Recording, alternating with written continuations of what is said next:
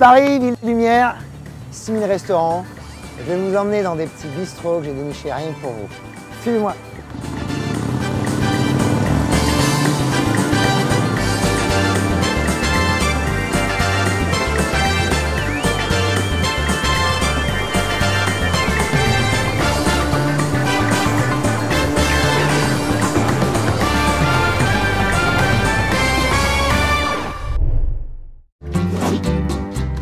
Place des Victoires, juste derrière moi.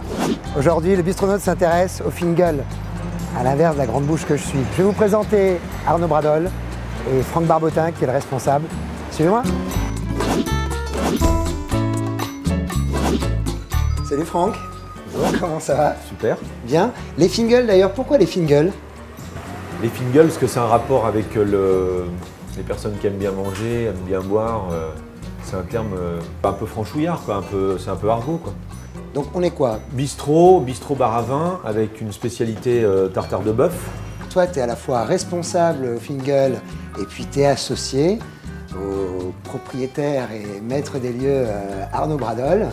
Les Fingal, c'est une vieille bâtisse. Ça a été dessiné par Ardouin Mansart, qui n'est autre que comme le neveu de Mansart, le grand Mansart. Le grand Mansart. Et donc c'est 17e, c'est des murs en pierre de Paris, c'est extraordinaire, avec des consolidations en style poteau Eiffel, etc., qu'on a découvert en faisant les travaux en 2006. Vous avez, je crois, en cuisine un chef japonais qui s'appelle Goya Kiyuoki.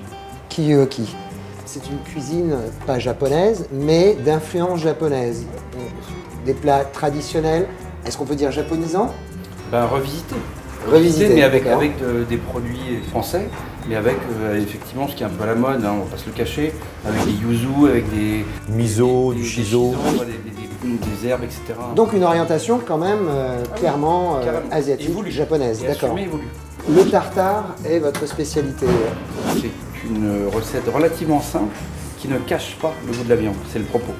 Donc il y a un pesto léger avec une tomate séchée qui vient des Pouilles, comme l'huile d'olive, un petit mesclin, quelques petites grenailles, voilà. Donc c'est très simple, mais en revanche, la viande, si elle est mauvaise, elle passe pas. Voilà, c'est le but. Et elle est coupée au couteau. Et puis, vous avez des rhums qui sont particuliers aussi. Effectivement, c'est la favorite. C'est la distillerie, un petit peu emblématique, un petit peu légendaire. Et ça fait partie, à la Martinique, d'une des 3 qui restent. Et j'ai fait une folie, j'ai acheté un fût.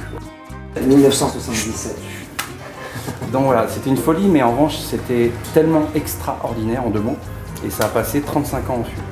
Franck, moi j'ai remarqué vous avez une grosse clientèle internationale. Alors c'est dû parce qu'il y a beaucoup de chauds-modes dans le coin.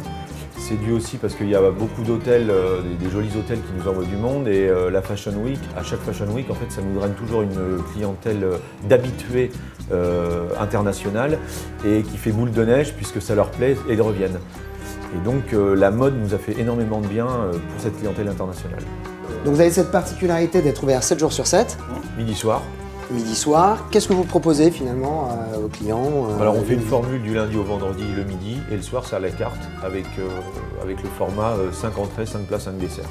Le week-end aussi, c'est pas de carte? Le week-end c'est tout à la carte, et on a aussi de temps en temps des entrées du jour, des plats du jour. Mais la formule est du lundi au vendredi comme partout ailleurs.